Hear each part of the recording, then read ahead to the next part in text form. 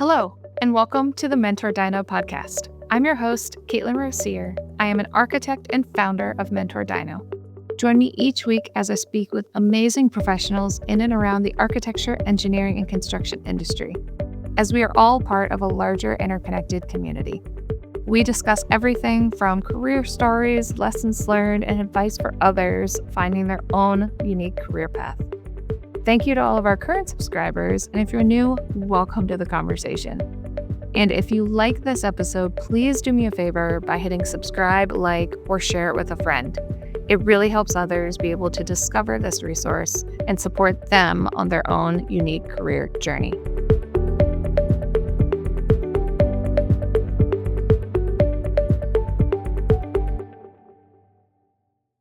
On today's episode of the mentorDINO podcast, I would like to welcome Kai Ekbundit, creative director and owner of 23 by Kai out in Phoenix, Arizona. Thank you so much, Kai, for taking the time to speak with me today.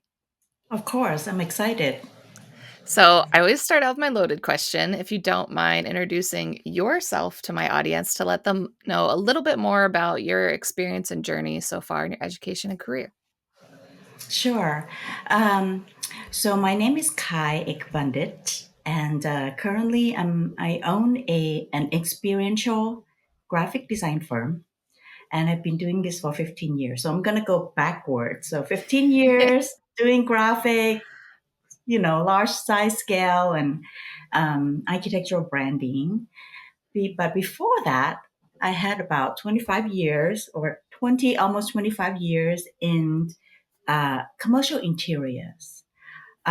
Mainly, I basically stay in Phoenix, Arizona. So I've worked with Smith Grove and Gensler. Basically, those are the two companies throughout my career, majority of my career. My background, my education background, I graduated first with graphic design degree. And I went to practice for a couple of years, and I came back to get my interior architectural degree, and both time at ASU, so Arizona State.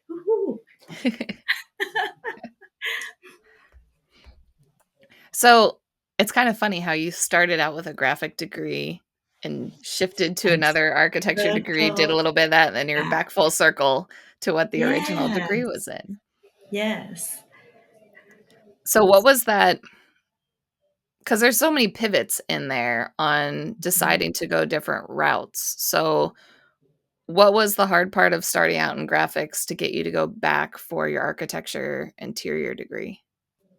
I'm actually gonna toss another information in. Yeah. So I graduated from high school with a scholarship in CIS coding.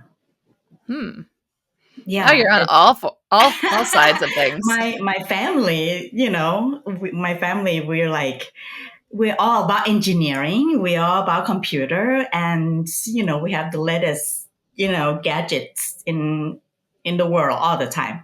So when I pivot and I said I want to go into graphic design, my parents were like, "What is graphic design?" Because at that time it was 1988, 89 when I graduated high school.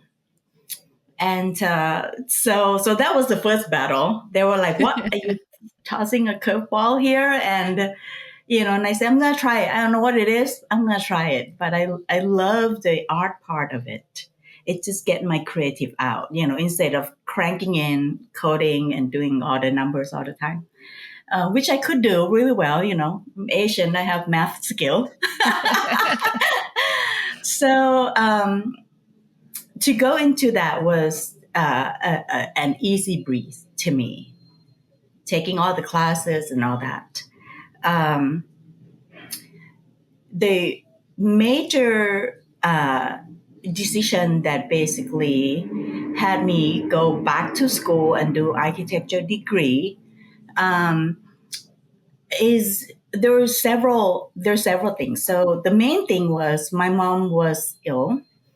after graphic design, I moved to San Francisco, which is where it's happening. Graphic design is happening in San Francisco at that time. And I got hired at a really large firm, one of the biggest firms in San Francisco. And when I found out that my mom had a stroke, um, I took the plane back, but it took me the whole day to get back to, even though the flight is an hour, but to get to back to my house and see my mom took that long. And that was alarming to me. And I just thought, this is not going to work. I need to look into, looking at some firms in Arizona. But while I was in Arizona, I got to talk to, one of the biggest graphic designers in the U.S., Paul Rand. He was at ASU to give like a speech or something. And I get to talk to him, and I told him a little bit about what my situation is and my struggle. One of the another challenge that I have was that I realized as a graphic designer producing brand, there were a lot of things that's going on at that time. There's no study on environmental graphics or experiential graphics or anything like that. But the scale of the logo is not being studied, and then so when we get to work with architects, there are a lot of things that architects say you can't include. You can't do this. Graphic designer, you don't understand. We can't do this. There's building codes. What's that? There's human scales. What's that? And so all these things kind of like lend me back to maybe I should understand architecture better. Mm-hmm. And instead of taking a few classes, no way to take architecture a few classes, right? So I had to go back to school. And but I was lucky that I was able to just do 2.5 years with ASU. But instead of getting 5 years program architecture, I decided to go back to another bachelor for interior architecture. And at that time, ASU was number 2 in the country. So, and that was not really hard because for me, it's just an extent of 2-dimensional design with restrictions, codes. Right? Even restrictions in school, because we always only a few minor things add on to it. We always joke school is like wide open and you don't have restrictions. So it's funny that you're like God, you go to school. Know. Students don't know. Enjoy your dream project, right? Do the best you can because when you come out, man, it's another game altogether. Yeah. And then, so you jumped into working for large firms. How did you find those opportunities in kind of crafting your interior design and graphic design background? So when I went back to architecture school, we had to take internship. Mm-hmm. Right. So I didn't jump back into the field with a large firm right away. I started off internship with a smaller firm called Departure Architects. And at that time, there were just 3 principals. They basically broke out from a large company and decided to do their own thing. So I was interning for like half a year. And before I know it, they split. So one became Richard their Bauer. Small firm split. The small firm even split because DeBartolo, Jack Jr., want to do a lot of churches. And Jim Richard and Kelly Bauer wants to do more fun projects. So I kind of follow, fun project and young people spirit. Although Jack's great. I learned so much from him. He's one of those guys that simplified everything so that a person like me can really understand architecture real fast. From programming to form and to how it can be applied to like even facade. I use the same technique even when I go, practice. But But while I was doing that, and I graduate, and Jim Richard and Kelly Bauer offered me a job. But I was thought out. Somebody basically said, "Hey, you're doing all these things. Have you looked at into working with these people?" And they basically contact me. And at that time, it was a phone call with the pager. Yep. It's yeah, that would date me real quick.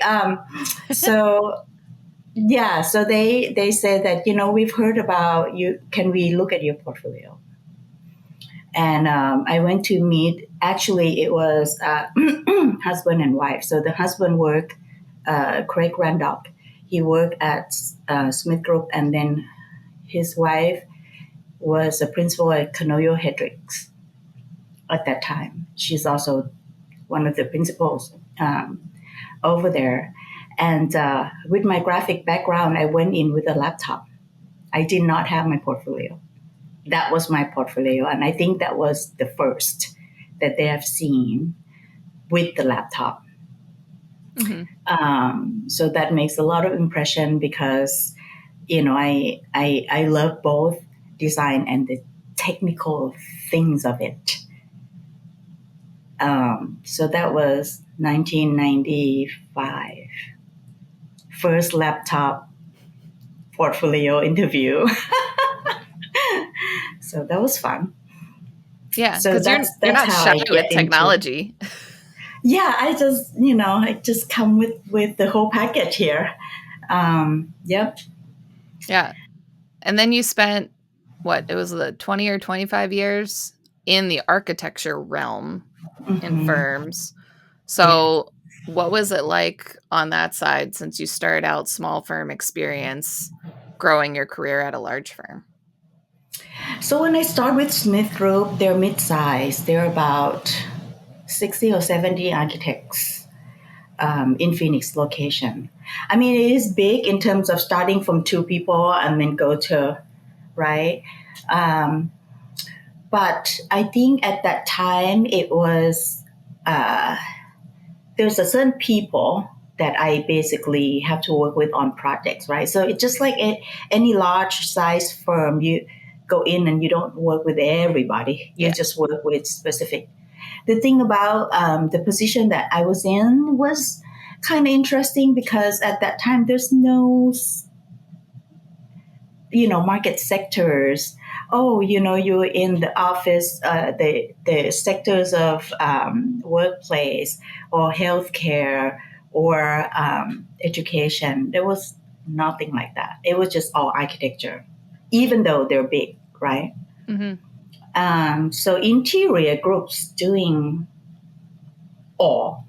So I get to work with varieties of people, sometimes overlapping, sometimes at the same time. The size of the projects are large because they do, large size project. I think the smallest one that I remember was 65,000 square foot.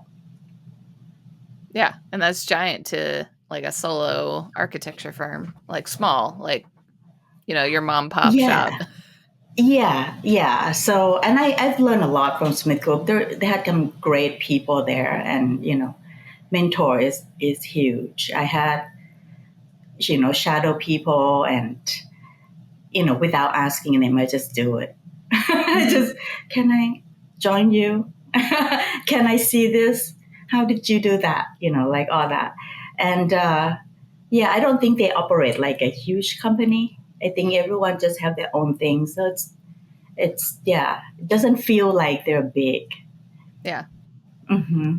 And I know you've had your technology background in coding, and I know if a young professional comes up to me today, I always try to figure out what they want to do, and if there's more technology side or advancements they want to do or test beyond basic architecture, I tend to guide them towards larger firms that have that breadth of knowledge to kind of pivot your career in different directions. So how did the technology change since you went from, hey, the first laptop somebody saw in an interview to today where everybody's got laptops and we're working like crazy in different BIM modeling? So how is that technology and programming? How did those workflows change in your career but then your background knowledge in coding and how that all kind of comes together. So I have to say that, for me, it is not where you are. Like you mentioned that you're trying to gear people toward smaller firms, if they wanted to do something different. And I really think it's up to you. It doesn't matter where you go. Because imagine if you have to change the entire company, 1,000 people to use the program you're using. It's not an easy task. It's not. It's I've a been big through it. ship to turn rather It's than a, like a it's a little kayak. huge shift. I was really lucky that I get basically a direct connection to the big CEO at the time in Detroit. And I was willing to try. I think willing to try and willing to put investment in new things, even you don't know where it's gonna go. But during that time, really, I sleep at the office. It was my second studio. I did all the drawings. I tried to do everything to make it work. There's no families. I built it. Mm-hmm. And then I learned eventually quickly that it's a smart app, but you know what? Some architectural sheets like details and finish sheets and all that, it doesn't have to be smart. It just have to be dumb enough for us to edit quickly last minute. Yeah. And I learned that quite quick. But going from different programs, to me, it's exciting to see the result. And I'm one of those people who just wanted to do it so I can see the result fast. So that was, I think overall, it just how much do you want it?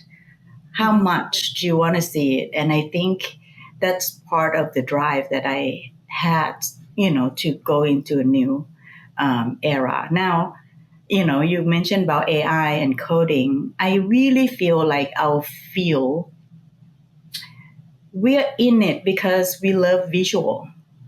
Mm-hmm. Sometimes, we are known as the profession that doesn't know how to spell. You gotta have us learn code and like create some prompt that with AI. I think it's two different fields that can fuse together. I think it will take exceptional people to start off and then make it easier later for the next generation of architects and designers. We're at the pivot of who's going to do that. Just like website, when I started website, it was a lot of coding. I basically I did the first homepage for the Herberger Center at ASU, College of Architecture at ASU, and there were no pictures. For me to put a picture in, because I'm a graphic designer, gotta put a picture in so people look at it. Mm-hmm. It took forever, and the speed was really long, and I didn't know who's gonna view it. I don't know. I went into doing it just to try it out, not knowing if I'm gonna receive any viewers or anything like that. But before you know it, website come out. Before you know it, now you can go up to Wix.com and then create your own pages. Right? Yeah. So, but we're at the pivot. Who's going to do it and then make it easier? I think we're at this point. It's possible. Yeah. And that website analogy is a great one. I haven't thought of it that way because my dad owned his own art gallery and custom framing shop whenever I was growing up. And he had me as his website designer. And even then it was still a little bit more plug and play. How Wix and those other very simple website design platforms operate to make it easy for everyone to do it on their own. It was kind of that way, but it was like I needed to know code if I really wanted to make that exceptional. Custom. And no offense, I did not know code well enough to make it exceptional for him, but it was enough because at that time he needed a website to take his business to the next level because everybody was searching, and that's when the internet was really starting to come up. And if you didn't have a website, then people didn't think you were a real store. So Mhm. evolving from that to having to make my own website, and then the different plug and plays now, like there's so much more I can edit. And being that visual design professional, I can do a lot more tweaking to get that visual eye that I want. There's still some Mhm. codings when I really want to like, oh, I just want to do this. And then, you go down rabbit holes. I'm like, okay, I got to like find a code or see if I can get somebody else to do those little tweaks that you want to Mhm. make things perfect. But it's a great analogy for AI because everybody is, coding is very overwhelming. As much Mhm. as Grasshopper is more of a visual coding for architects. That was that connection. Mhm. It's what's going to happen when we can make that connection and who's going to do it to make AI help us rather than Mhm. people being afraid of it. Yeah, and I mean, if you're really looking at the website and everything, so today we're at the point that you can go up to an AI platform, and then they already have templates for you, and with one finger click, you choose a template, you go in and edit, put in all the pictures, put in your logos yourself. If you really focus and have all the elements available, you can basically download it to the AI, and you just say, "Here's my logo, here's my projects, put it on that page, this page," and you can actually have it done in 15 minutes. Mhm. 15 Then minutes. then you can have more time to do other things. Like all You the Yeah, admin time that you do putting together yeah. presentations, and it's like, "Hey, if I can fix everything right now and then just change it out as much as if you could use InDesign for your presentations. Once you save over the file, it's a hot link and change. But so many people want to stay in PowerPoint because they don't want to either pay for Creative Suite or learn the program. But it's, if you can get that Canva AI is technology to a do it. huge thing connect to AI right now. Hmm. But I'm just saying that we're at that point, right, when we can do all these. If you really sit down and learn how to do it, AI is ready to. The problem with us is how particular we are on the graphic visual. For a lot of people, they said, "I just want a website app. I don't care." But for us, things have to align. Hmm. Shape and form has meaning. There has to be story behind it. We get to the point that we just basically, because that's what we know, that will make it that much better, that much noticeable. And those are the things that general public don't know yet. They can of course create everything, and I think it's going to be the same with architecture, because people will say like, "Oh, I want this, I have AI generated. I can go to a builder and contractor, they can do exactly like this." Yes, they can, but it's almost like, if you have a large scale project, this looks good, that looks good, that looks good too. And everywhere you go, there's no cohesive in design. There's disturbance in your subconscious as to what message am I looking at. There are all these things that we study that general public don't know what Hmm. bothers them, even though there is beautiful space. Things doesn't work functionally because you copy someone and then your business is about something else. Circulation is not floating. Well, people make do, but you know what happened? This is why there's Chinese have feng shui study. What happened when things don't flow, right? Hmm. So what happened is that on your bad day, you want to kick that chair out. Yeah, this is why people studying. And if you think subconsciously it bothers you every day, and then you say, it's okay. I know it's there. It's okay. It's okay. It's okay many times. It's not going to cut it on your worst day, right?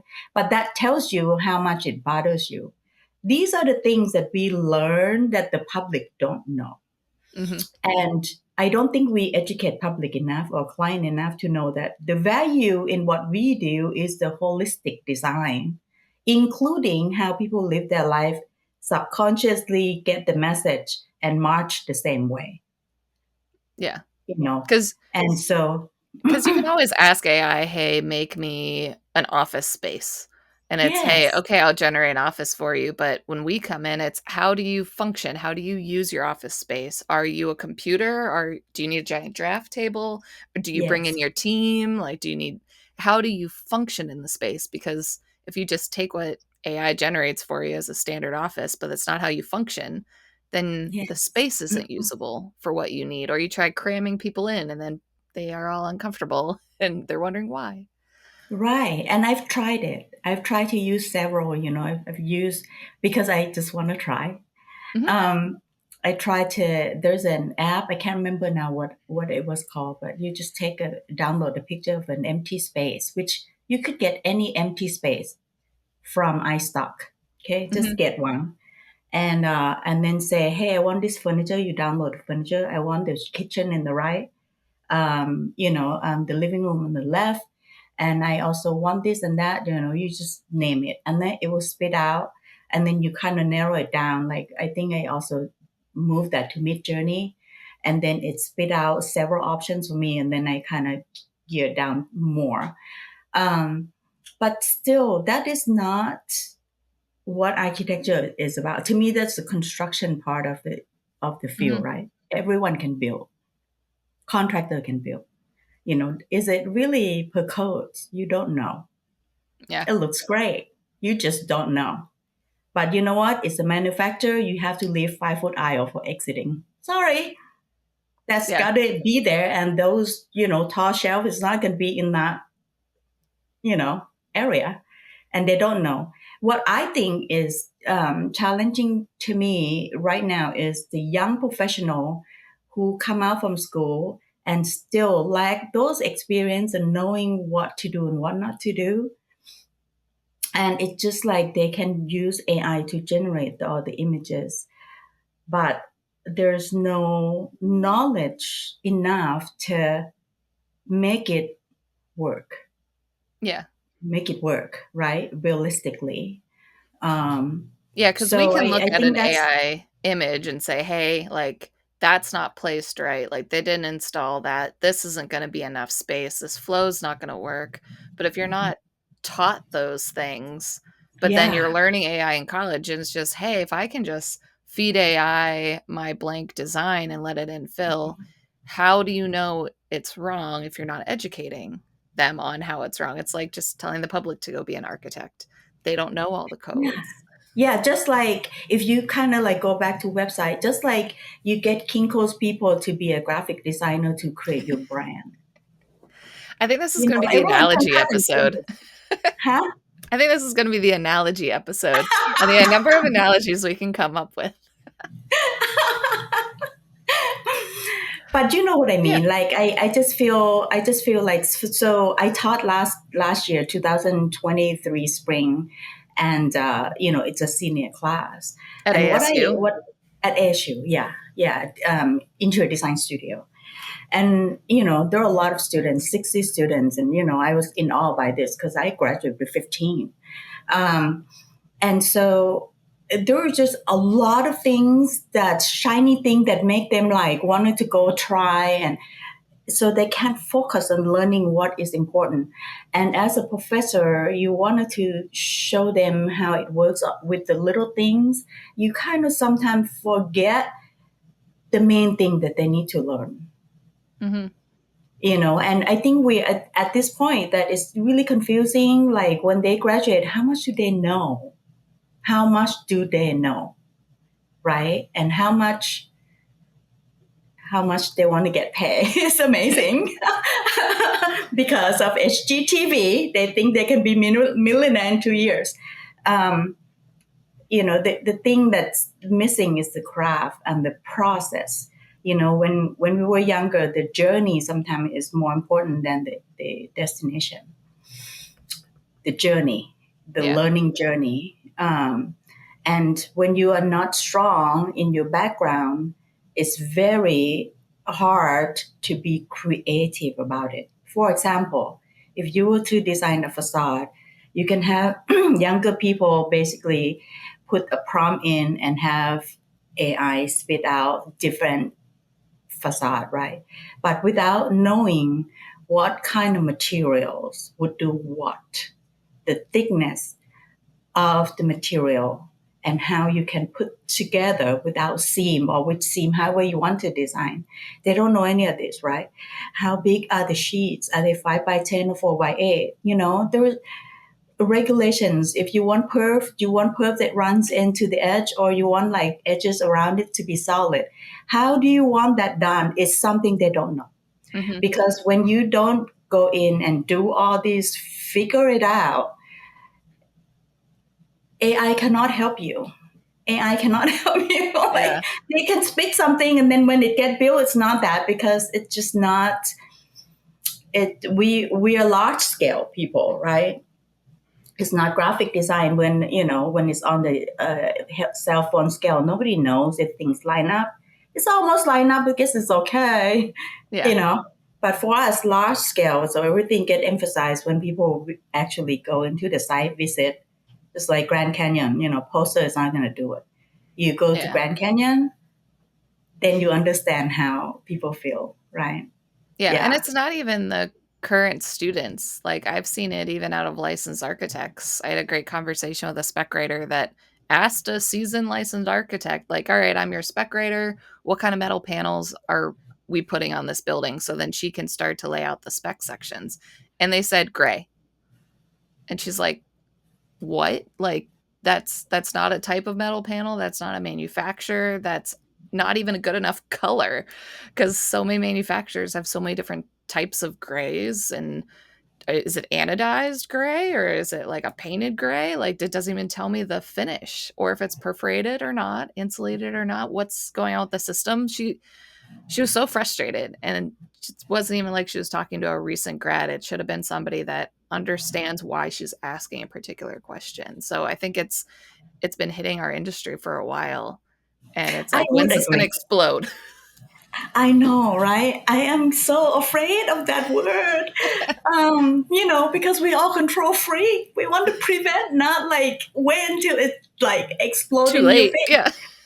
Yeah. So I, even though I depart from, working closely every day with the group for the past 10, 15 years, when I was practicing, I have experienced it myself. Now, I don't know if it started off that in general, we don't go into really understanding architecture because SketchUp was happening.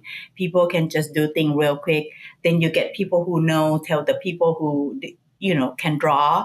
And the information doesn't get transferred in terms of, hey, when we do this, let's just put in this little, detail on how to attach it. We don't want to surface attach or pin mount.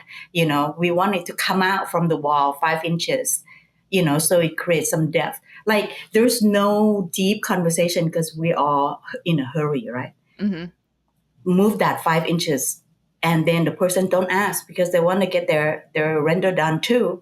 And so they did it without knowing like what, why, and how. And so I have experienced that, and I don't know. I think it's a combination of the speed that goes faster than it should, and then also personality. Like I mentioned before, if you want it, you could ask. Mm-hmm. But I think the culture also shift that the students don't ask, and they don't know what they don't know, and I think that's and therefore they don't ask. And then as a professor, when you assign the projects, you give them all the information that we think that they don't ask in there. And so, when things are missing, there's not an urge to go out and find out, well, if I can decide this and that because I have this information, but I don't have this, so I can't do it. There's not that. And so for me, it was just dangerous. To me, I'm kind of like, ooh, I hope that they know, but, eventually they're going to go work and somebody's going to get caught up into, the important part for us is the design part and developing that journey, right? Understanding everything. And then hopefully with the help of AI, and that's why I kind of like brought it up to Smith way back when, to get how 3-dimensional all the space working with mechanical, with all the engineering things in the envelope, right? So that we can spend less time at CA. That Mm-hmm. was the purpose.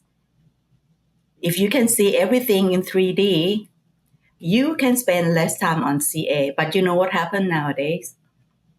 They shorten the design time too much. A lot of things are loose. You go to the site, you walk the project, and there's a trust right there. Like that start from structural. What happened? Yeah. What happened? Right? And so those are the things that I think there's a huge challenge. And I mean, to me, the pivot to graphic doesn't mean that I'm like completely, separate from architecture, right? Because I'm still going to architectural firms, hearing what they're saying and, doing the projects and understand what it is. But we have a huge challenge. I hope people, I'm sure a lot of people realize it. But who's going to have energy to do it and fix it and make it happen? I don't know. Yeah. You got to do Because to something me, about it. You can't yeah, just I like, mean, Generation X, I have to say that we like to solve the problem and get it going. Different generations, and if for me, this generation, if information's not given, then maybe we just do this. And AI only can repeat what it sees so far. So that Mhm. means it's a recycle of minds and ideas. What about new ideas? Yeah. Because then we can You spend know, more time on new ideas if you understand the process and the journey of a detail. And it's like you exactly. understand what it needs to do and what restrictions you have, then you can explore with confidence to know it works. Because Yes. you'd hate to put all that energy in like a grand design or an awesome detail that's really going to showcase something. Then you get into construction and it's not going to work. And now you Yes. have to redesign in construction, and you don't have the flexibility in design because then you got the cost factor and time even worse. So it's, you Mhm. gotta make sure you build up that base so we can spend more time making those special moments. Yes, I would agree with that. And then I have another surprise. I'm trying to pivot my career one more time. All the pivots. All the pivotings, I wanted to do more of consulting, for younger ones. I have a lot in here, and I wish they asked the questions, but I don't know what they don't know. Mhm. So I just feel like maybe I will start with the small groups and have them really understanding what they do, like a touch base every couple of weeks to see what to for me to find out what is the challenge, because sometimes they don't know that that is even a challenge and how much time to spend on that when it's not priority. Yeah. That was another issue. Not priority. But what is priority? Sometimes like younger architects and designers don't know. If you have a budgeting package going out, sometimes you don't have to refine the design. You just have to have enough information for people to figure out square footage costs. Mhm. That's it. What is the square footage cost consist of? Materials, labor, profit. Material meaning what? You need to know size, you need to know performance, you need to know how much it costs per square footage, per product, and then the labor, you can find out in AI, how much people charge per square footage to install this. Yeah. Or pick up the phone. It's not that hard. You Or can pick up call the a phone, rep, call the rep, call a contractor. call the contractors, Like, yes. what are we So at? then, Like, things change so fast oh that, yeah. like, I'd rather just pick up the phone and call somebody and be like, "Hey, I know this is what was budgeted in my last project, and, I could do the cost breakdown, but even something that's just a few years ago is gonna be completely different than what it is today." So you can have an idea and be Oh, like, with the "Hey." inflation, I'm kind of afraid how we're going to do the budgeting, right? Mhm. Yeah, because it's a huge jump already from 2019 with COVID. But yes, so those are the things that that's priority when you're trying to get the city out. Design just have to take a back seat. Yeah. But how do you go about it smartly? How do you do that?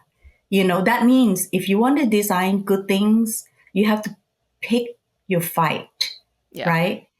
When you do budgeting, the area that you wanted to put some money in, you toss in whatever that you think, you know what, within this budget, I can do so much. Mm-hmm. You don't go in and then do a normal budget for the area you want, and then even worse in the back of the house, right? So strategically, you have to have that information in your head so that you can manipulate the projects enough that allows you at the end to meet the vision that you have at the beginning. So those are the things I'm not sure if it get funnel enough, practice enough, or pass through enough for the younger professionals to really get to know it, because sometimes you get to work on one area so much you don't get to see all, right? So if Mm-hmm. you do SketchUp really well, you're going to do SketchUp for another 5 years. You know, if you don't have a SketchUp skills, well, maybe then you go do production, just draw the thing, and before you know it, you elevate up. Well, now that you know more, but you're still in drawing, you can't go into SketchUp. You're not designers, right? Then what do? Then you learn all the building codes, and they say, well, then you do that. Mm-hmm. Then you check the drawings, and then you check the drawings, and then do all this. And to me, you know what happened? Designers do all this design. They know the budget. You don't know. You just says before, well, the budget of this was this. I have to meet this because you're at the intel. The Mm-hmm. thing's already been bid out. So the vision of what it should be kind of gets skipped. Yeah. So there are a lot of things that shouldn't be a division of work because people don't see the whole thing. But we are at this point a division of work. And so learning for our profession get less and less and less. Mm-hmm. And, trying to do, the other day I was telling students that, I see concrete as really liquid material. And they were like, what? And I'm like, do you know what that means? It means you can manipulate it. You can manipulate the shape and the form. You can also manipulate the cost. And not a lot of people understand that. Like, what does that mean? Like, what do you mean, and how much are you talking about? And I'm like, well, just we have to look at the structure and all that kind of stuff, and the steel that goes into reinforcement. There's a way to do some cost savings. And they were like, what? I don't understand. And I'm like, well, I don't have time to explain. I'm sorry, I gotta go. Yep. Hey, that's how the knowledge doesn't go down, because I know. that's I wish I outside of have time to school. talk about it, but I just at that time I was just there for a quick meeting, lunch, and then move on. Yep. Yeah, No, it's tough. it No. is. It is. We're heading to a really challenging. Although what you do every day could be really fun, and again, we've talked about this before. It really depends on your coworker, Yeah. your teammate, right? They can make it fun. They can pave the way so that you get your satisfaction every day, and then when the thing gets built, you get to visit it. You get to send your family over to look at it. Yep. All the fun stuff. Yeah. And I want to touch on what you're doing with 23 by Kai. So the pivot to starting your own business, and what are you providing over there? So the pivot to start my own business is because I was overworked and I was burnout. For the first time, I didn't even know that the burnout has real meaning. I thought when people said burnout, they just don't want to work.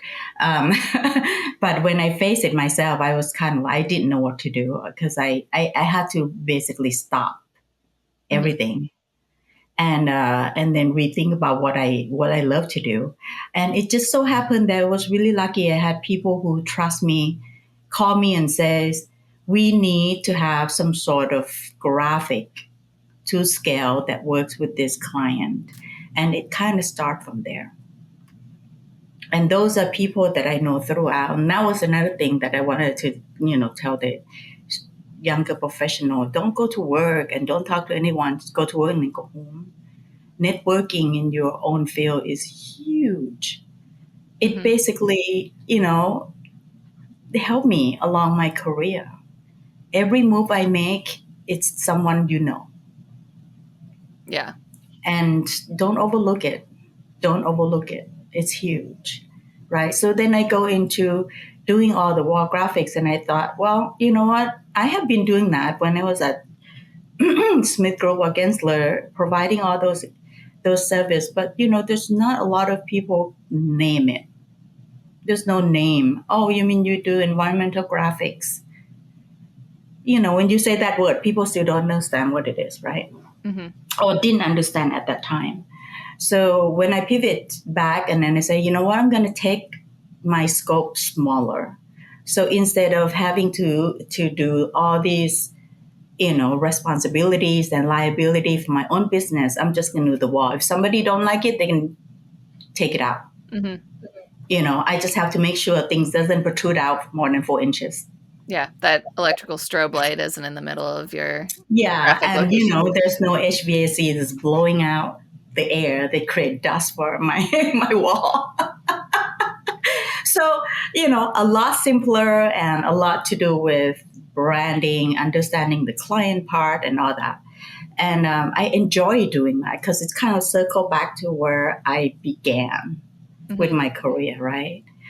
So, and that has been really enjoyable up until now. So, Because the public, again, lack of education and any projects in architecture is big. So the first thing that they don't want to spend money is the message on the wall. they think they can get away with like a little picture frame or go on my website or have a portal. Yes. Or a lot of architecture firms saying that we will have our own architect design something. Now I have to say it is still not the same as a person who studied brand doing it. Yeah. Even though you have knowledge in architecture and scale, the message and the storytelling, all those kind of things, and how it's cohesive. You see, like Indeed Office, Google. I mean, it all come out looks great, but all the graphics, guess what? It's not cohesive. So to me, it's visual clutter. Created by our own people, architects and designers. And I don't know what to do. So the value in what I do in my brain has shrunk to a certain level, right? As a teammate, your consultant, because I should be upfront and help you create a concept. Because especially if we're doing a form or something in like a grand lobby or a grand entrance, sometimes we can help the graphics by doing a different form with the actual wall construction rather than just saying, here's a blank 10 by 15 Here's a wrap. wall. The wrap We'll put a part sticker is on it. overused. Yeah. And I'm like, what about discovery kind of concept? As you can expand on that a lot. You can go in, and this company is about discover opportunities. Then the discovery is when you design something and then all of a sudden in the journey of going into the building, there's a jewel of something and people get excited. That means there's touch base area, in your design that lend to that, right? So there's no talk about that. Everyone get me in last minute. And I have to understand architecture real quick. And sometimes I don't agree. And trying to fix it at the end, is it harder? Yeah, it's harder. And if you don't prepare the client mentality to understanding it, and when I present good ideas, when they see it, they were like flapping. This is great. But in front of the client, they don't get it, and I have no backup. Everyone went silence. People who clapped before went silence. And I just thought, oh, what have we become? There's no fight for good design concept.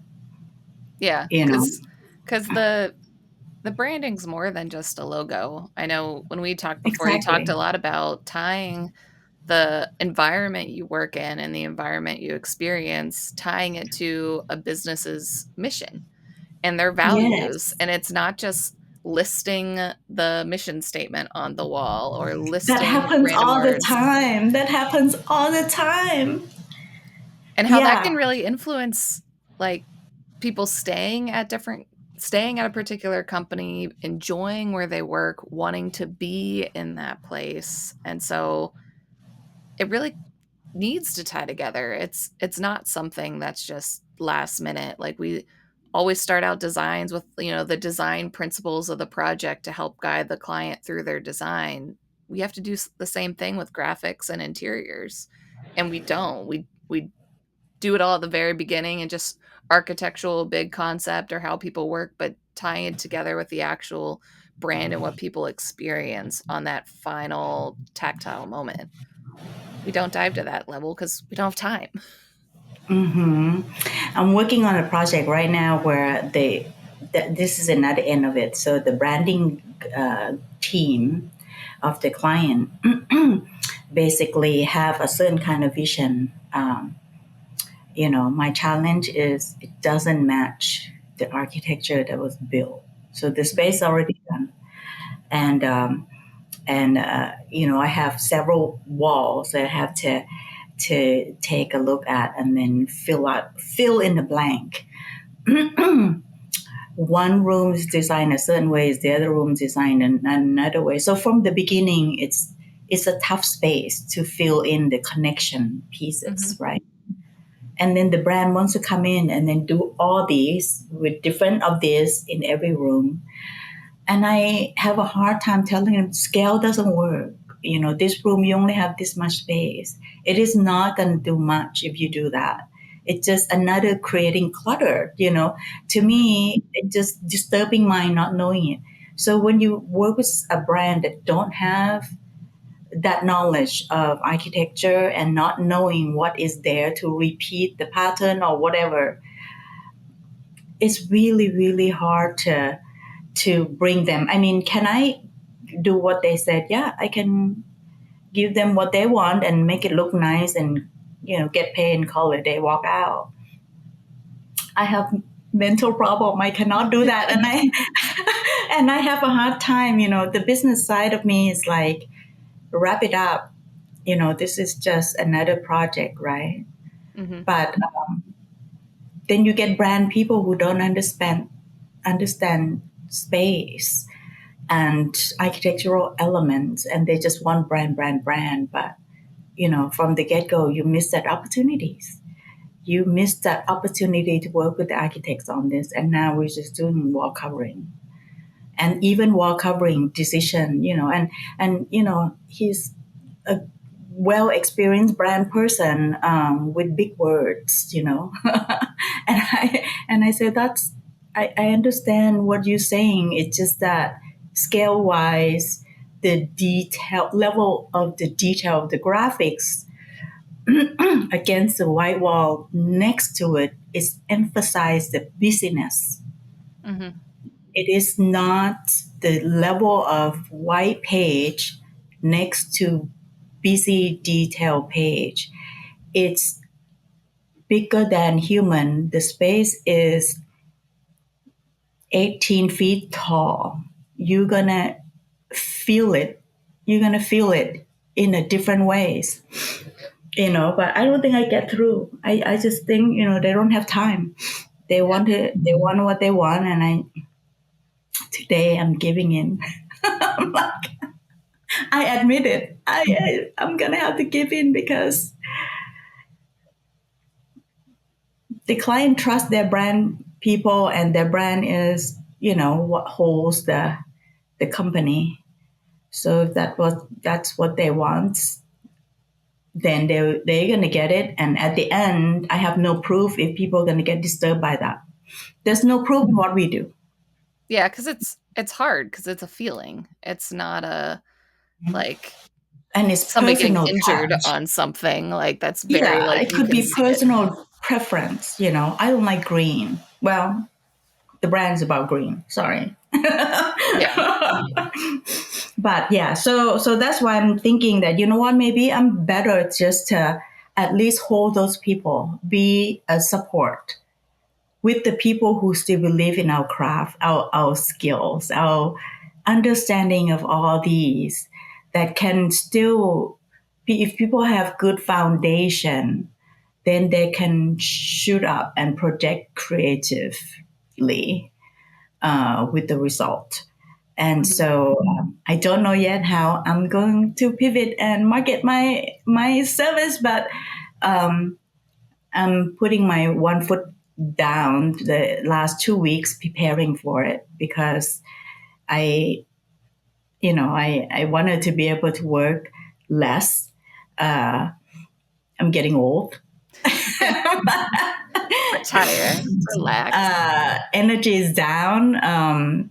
Don't know if I want to have energy to fight something that doesn't really result with the small scale anymore. The movements of the style and the trends is happening with large group, and right now we are moving toward area I don't feel comfortable, or not comfortable, but not so much fun. Not excited. Um, yeah, Yeah. not too excited to be a part of, and mind you, the Google Office has been out 20 years. That look, I swear to you, I go to another architecture office and I see another shoebox wrapped with pretty facade and then inside with all the visual cluttered. I'm like, we need to go to China and understand how it got developed. Sustainability is huge. Hmm. Smart building is huge. How they do it and still maintaining craft. Yeah. I miss I'm not the, saying they don't face the same issue. They are, but they still are a group of people who stand out because they know their craft. yeah. I kind of get tired of the modern architecture. Like, I like craftsman homes. I like the details. I like the little tactile moments that you can touch. When I just see a like metal panel box or just a big building of curtain wall, I'm like, okay, like they just did a big new skyscraper in Pittsburgh. I'm like, it just looks like a giant glass box. And that's what you did. That's what you decided to do. Oh, there's some columns that you can see for 2 stories and that's it. Like, we can do so much more. And I'm sure it's not even the most efficient building to begin with, but I don't know. I'd rather walk through small towns that were built ages ago or go to Europe. I'd rather go walk through those cities because they have character. They have craft behind it. Like, I would love to see those drawings because the intricacy of those details are fascinating to me. But when it's just a straight metal panel building and it's a box and a rectangle, and then they call it high design, I'm like, is it? I'm not sure. So I don't Well, know. that look has been out too long, right? That Yeah, look has been out too long. And what happened to the great idea is people want to copy it. And they keep for years copying and and years and copying. years. Yeah, they keep copying. This is where we were at the beginning of our conversation. Where are we heading? Where's the new ideas? Because I think in my generation we pull everything out, and now it's got recycled. You Hmm. know, I mean, as a building being glass cube, what are you trying to say as a landmark in that area? What are you trying to say? Is this about technology that you're thinking, or what? What? I mean, sometimes it's appropriate because some, city wanted to rebrand the city, right? Hmm. They are now about technology. Okay, well, then have a glass cube building as city hall. Um, but, some city want a transitional look, right? So you get, well, we open for technology, but, we're also about the craft. We have all these people with knowledge. Well, maybe there's a combination of different materials that lends to the glass cube, right? It could be the glass cube with a certain kind of design pattern and inside. Once you get in, it's a contrast feelings. It's a compress and extract of feelings, not materials, right? Mhm. That concept get forgotten sometimes. Yeah. And even on the inside with the branding. Even So all ties together. and all the furnitures, on my end, interior design part of it, I feel like all the furniture companies now doing the same look. Mhm. So what makes them different? Like, how are we selecting this over this? And in Arizona, we have basically, vendors that drive what kind of look. Because if you want to stay in budget and, you can't jump around, get different manufacturer that the vendor doesn't install, right? Yeah. So then you get the vendor that represents one type look, and it's a challenge for interior designers to make a certain kind of statement to meet with the budget, and but it is what it is. I think that again, looking for someone who's brave enough to break the mold and be crazy enough to do their things and own it, own it, and I know it's hard. Like I have done part of it before. I'm not saying every step of the way I'm fighting with people, but I am. It could happen, and sometimes waiting for approval is not gonna work Mhm. Yeah. because all the changes that I've done, I did not wait for approval. I started, and then I showed the person who approved the thing the result of my working longer hours without paying. Like, who's going to do that nowadays? Yeah. To learn the craft, to learn something new and showing that, hey, this could really work. This could benefit it this way, and this way. Um, but yeah, this is kind of like, those are the kind of talk that I would like to have with all levels of experience. Mhm. If you can pull it off, do a forum, I would be so happy to be a part of it. I am very interested to see all the leaderships and see where it's going instead of talking about the same sustainability for 20 years now.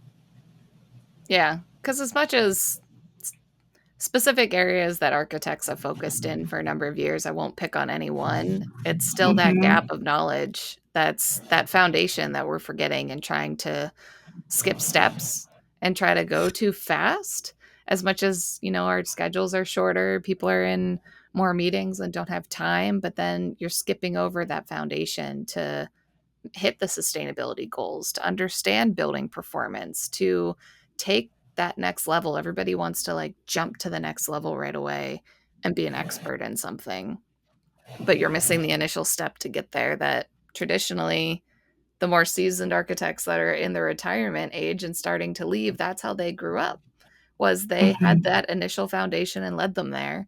But there's just been gaps for the generation since, and you can see that knowledge gap at all different levels now, and it affects how knowledge is transferred or if it's transferred wrong. I've definitely had a number of Mm-hmm. senior professionals Well, guide a it young affects the time architect you spend. wrong. Yeah.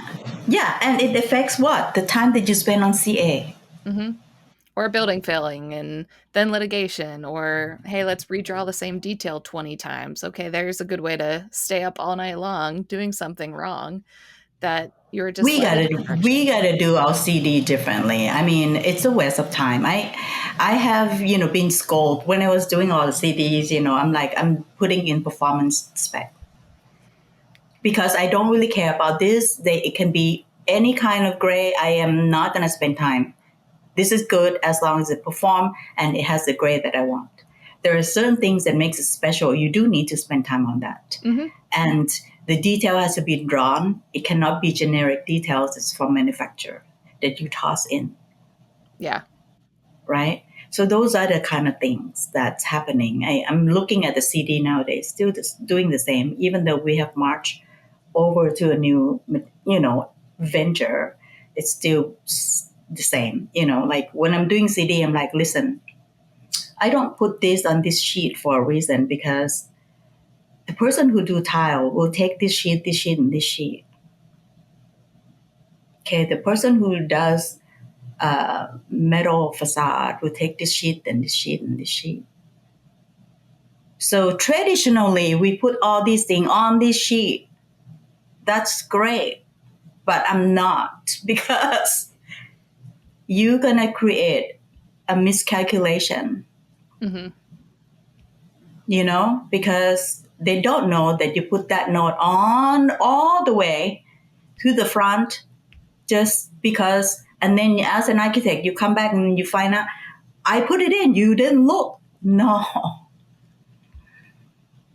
There's a dime a dozen. There's so many projects you have to bid. Yeah. Keep You everything. gotta be smart and, put things in the right place. And not looking at traditionally, it's great. But nowadays, how do people do it? Yeah. Like I I think always that's where we are. like a simple example is like I like having my graphics legend for the ceilings on the ceiling sheet on the side. I don't want somebody Yes. flipping to the front of the set, which granted we don't print stuff as much anymore, but if I have a screen up and I'm reviewing, if I were to bid it, like sure, once you get used to a project, but you're trying to bid so quickly and you see so many projects, and everybody's standard is slightly different. It's, hey, here's this, and okay, maybe I have to grab the finish legend at some point, and that's a different sheet that I can have printed on the side. But I want to look at a sheet and be like, oh, what's that? Jump over here. Okay, that's what it is. Jump back. Not, okay, let me go back to page 5 and memorize it's page 5. And wait, what page was I on again? Was I on the second floor or the third floor or the fifth floor now? And trying to remember where you But were. imagine this is you as an architect controlling CA and confirming information. You can't find your colleagues' notes. Yep, exactly. And how would a person bidding for the job, having only 1 week to look at the whole stack of hundreds of sheets, give you the right number?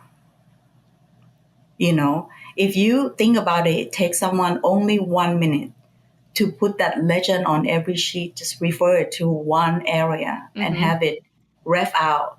If you change that, change all, you don't have to go back and do Find much it. and Yeah. put it in the same place, not on the upper left on one corner, lower right on the other. Like all these smart layout on how you send out your drawings needs to be addressed. Yeah. Because, I don't have space because this floor is smaller than the other floor.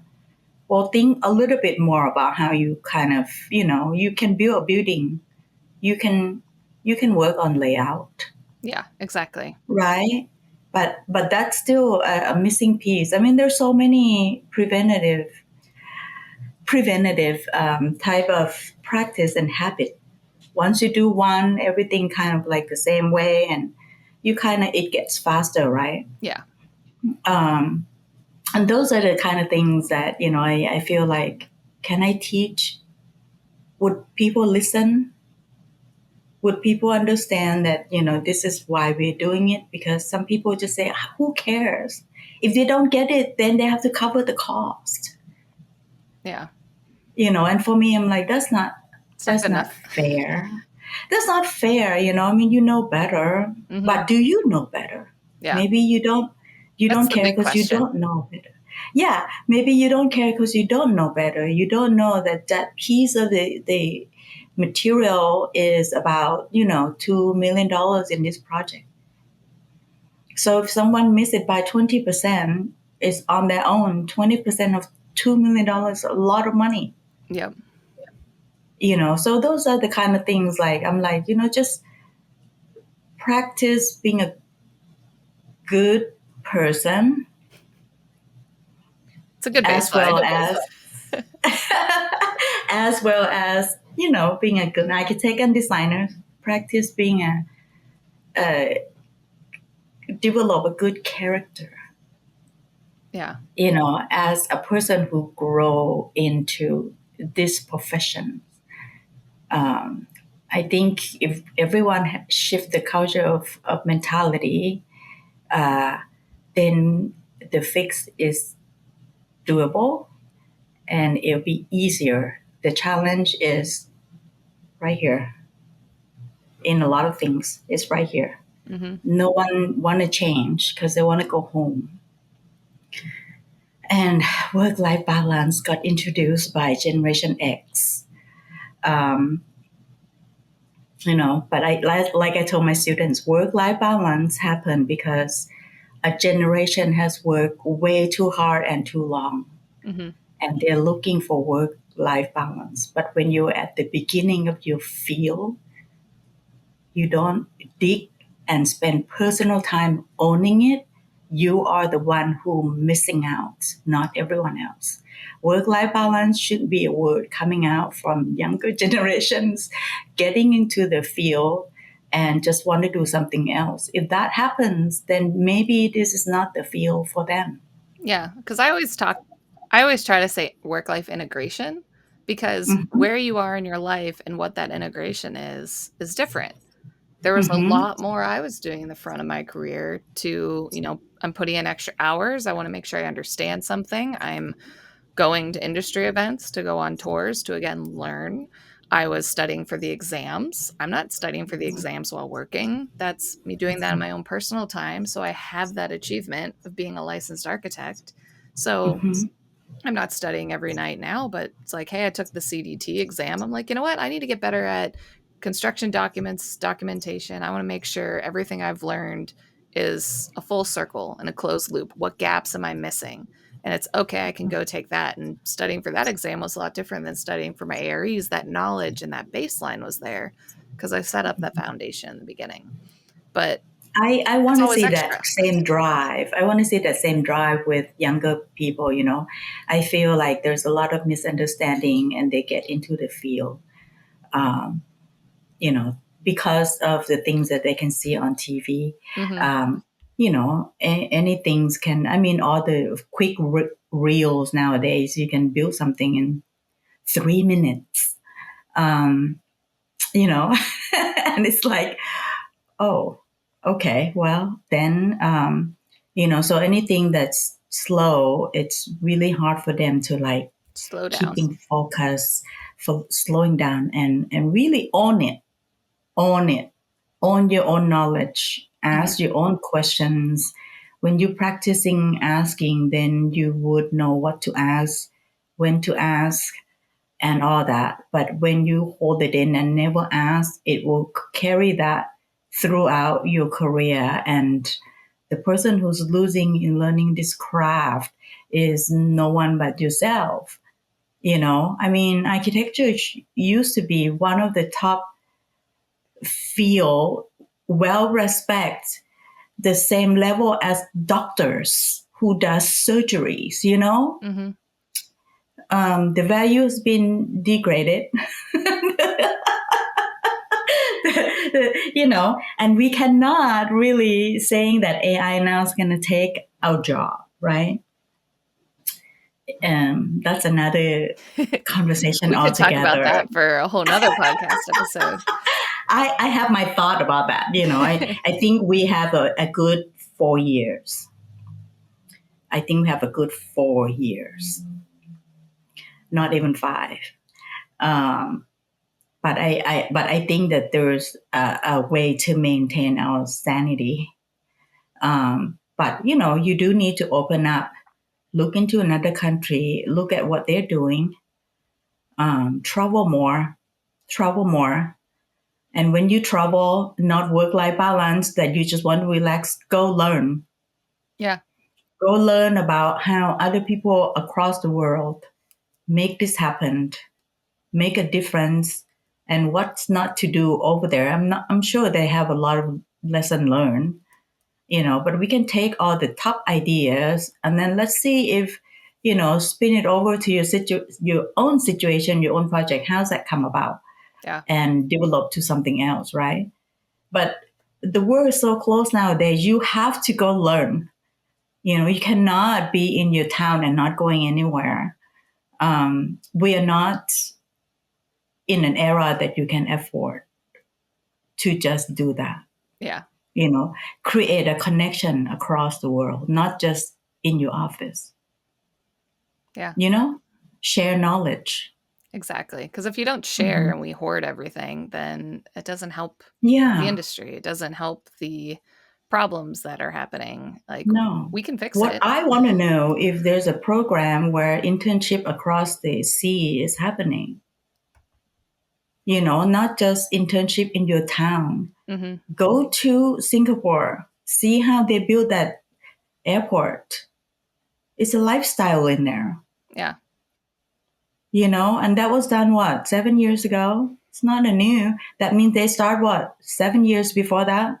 The idea of that start way back when, and we're already behind. Yeah. Engineer-wise, how did they do that water? Like, understand it.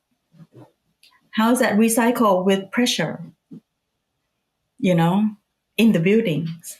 Anyways, it's been really fun. Yeah. I know time goes by quick. Yeah. And I know we've hit so many topics on helping the next generation. So I don't know if you want to sum it up, because I always like ending my podcast with this final question. And it's, what advice do you have for young professionals just starting their careers? And we've hit a lot. I know we hit a lot, but I think if you start with your mind and own it, like I said before, own it, own your own knowledge, own your own curiosities. March to, new areas, be brave, and maintain your networking, because that's a way to improve and learn fast. Learn faster when you learn from someone else's mistakes, not your own.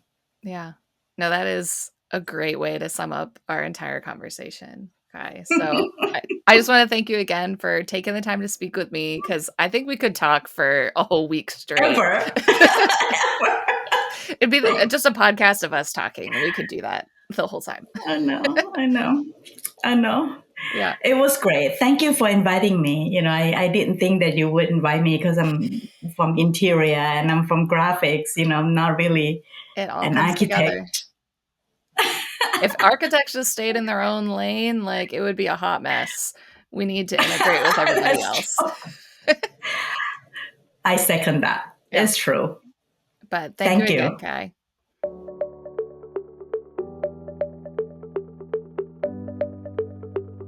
I hope you enjoyed our discussion today. Learn some advice to take with you and see how our industry is all tied together to create the world around us.